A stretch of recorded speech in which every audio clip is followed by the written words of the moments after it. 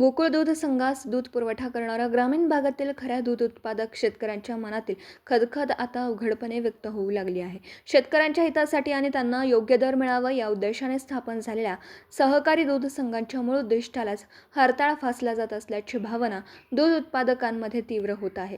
राजकारण्यांचा त्यांच्या मलईवर डोळा आहे, त्यामुळे सहकारातून समृद्धी या उद्दिष्टालाच आता हरताळ फासला जात आहे. परिणामी राजकारण्यांच्या या धडपडीमुळे गोकुळसारख्या प्रतिष्ठित दूध संघाच्या कारभारावर अनेक प्रश्नचिन्ह उपस्थित केले जात आहेत.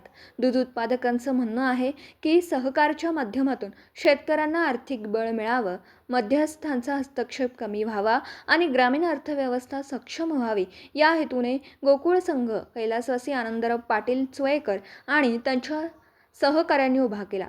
मात्र आज परिस्थिती पूर्णपणे बदलली असून संघाच्या विकासापेक्षा त्यातील आर्थिक ताकद आणि मलईवर डोळा ठेवून राजकीय हस्तक्षेप वाढत चालल्याचा आरोप होत आहे.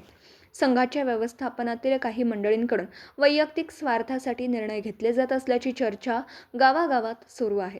दूध दरवाढ, बोनस, पशुखाद्य सवलत यांसारख्या मूलभूत प्रश्नांकडे दुर्लक्ष होत असताना दुसरीकडे सत्ता संघर्ष आणि पदांसाठी चढाओढ सुरू असल्याचा उत्पादक शेतकरी हतबल झाला आहे.